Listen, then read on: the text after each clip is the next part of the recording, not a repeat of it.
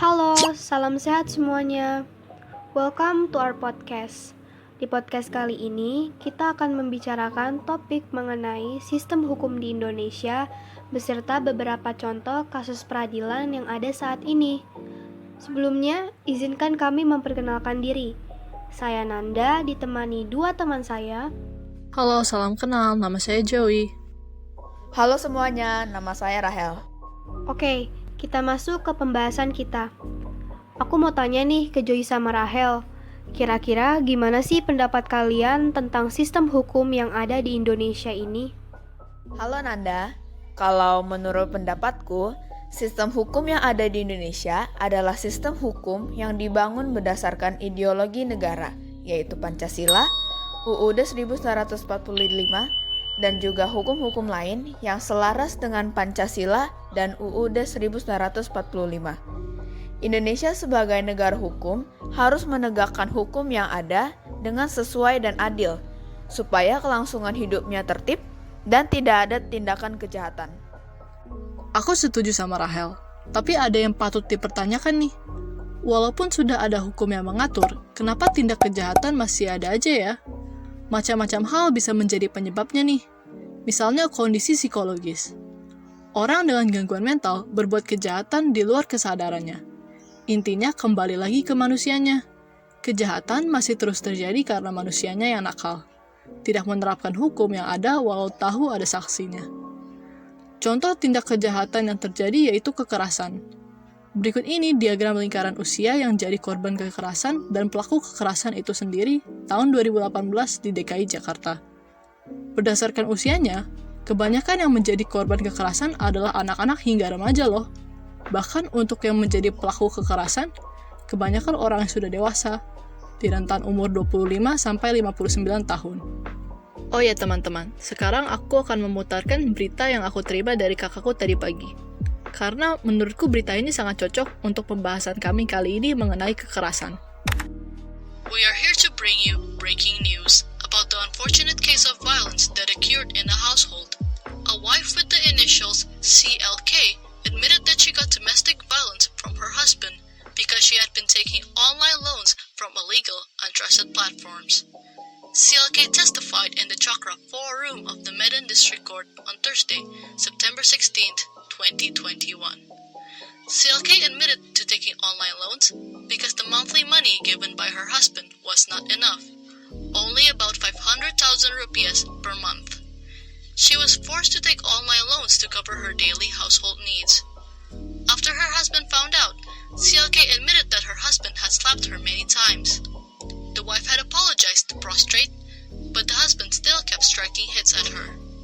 CLK also said that her husband had always been violent to her for the past 10 years, ever since their marriage. The husband also divorced his first wife because of violence. Wah, serem banget ya.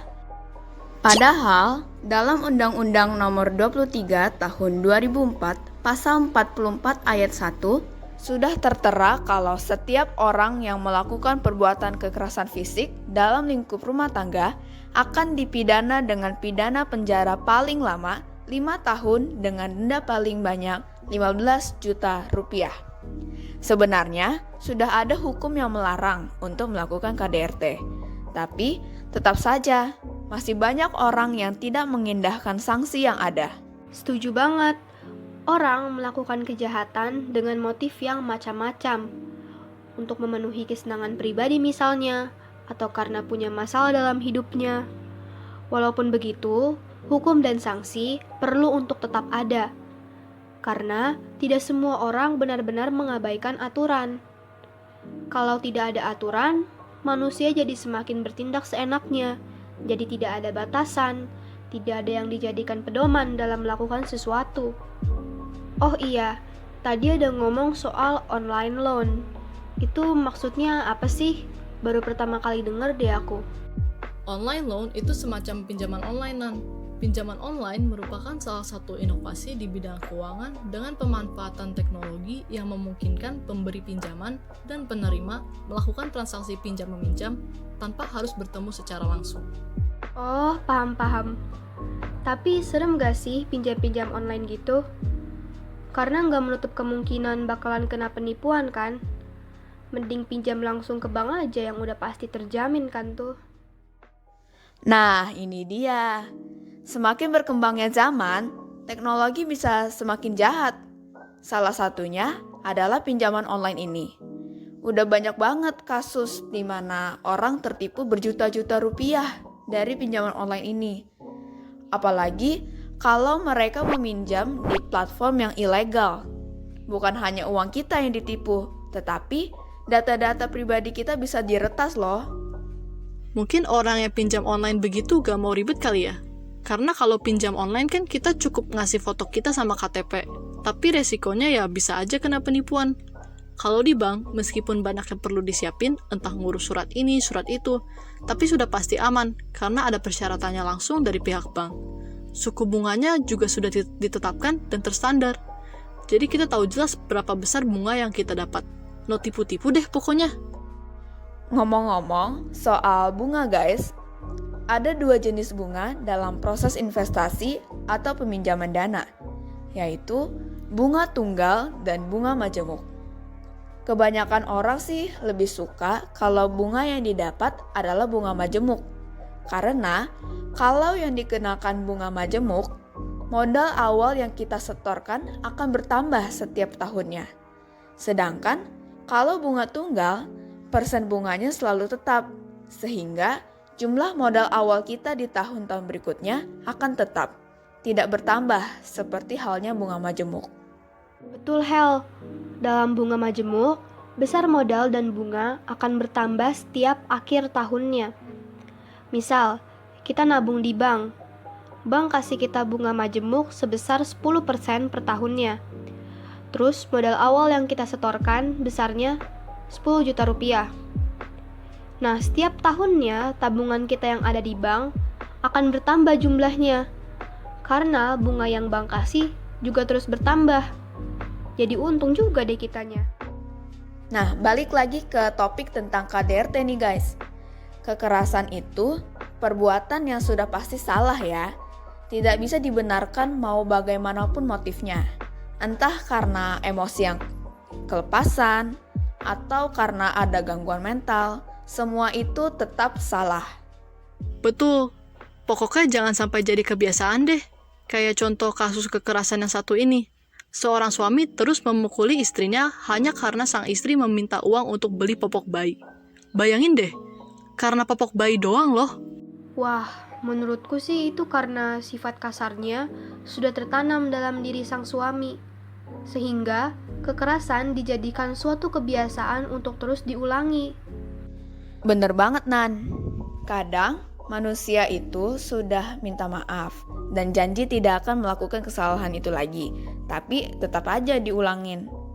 Memang benar kalimat yang menyatakan kalau manusia itu tidak luput dari dosa. Walaupun begitu, kita harus tetap terus berusaha merubah diri kita jadi versi yang lebih baik lagi ya. Apalagi kalau kita merupakan saksi Kristus yang punya iman yang teguh kepadanya. Betul, Tuhan itu Maha Pengasih, tapi hanya orang percaya saja yang akan diselamatkan. Maka kita harus senantiasa percaya kepada Tuhan dan berani menjalankan tugas kita sebagai saksi Kristus di tengah-tengah lingkungan masyarakat. Ingat, menjadi saksi Kristus tidak hanya sebatas memberitakan firman lewat perkataan saja, seperti dalam pemberitaan firman di gereja misal. Apa yang ada dalam firman Tuhan bisa kita terapkan dalam tingkah laku hidup kita sehari-hari. Misalnya kita ada di posisi harus menjadi saksi dari suatu kasus di pengadilan. Ya, kita harus jadi saksi yang jujur, bersaksi sesuai dengan apa yang kita lihat atau yang kita alami. Karena seorang saksi memang dituntut untuk menceritakan dengan sejujur-jujurnya apa yang sebenarnya terjadi. Mantap banget deh pokoknya. Wah, banyak sekali ya topik yang udah kita bahas. Berawal dari sistem hukum di Indonesia, mengapa hukum harus diadakan, bahkan kita sampai membahas tentang bagaimana menjadi saksi Kristus yang jujur dan berani. Iya nih, kita udah bahas banyak banget permasalahan dan mengambil banyak kesimpulan juga. Kalau gitu kita sudahi ya pembicaraan kita kali ini. Terima kasih banyak buat para pendengar yang sudah setia mendengarkan obrolan kita dari awal tadi sampai akhir ini. Semoga melalui podcast ini kita bisa sama-sama belajar, bisa mendapatkan hal-hal positif juga yang tentunya bisa membangun pemikiran kita jadi lebih terbuka. Sehat terus ya kalian semua.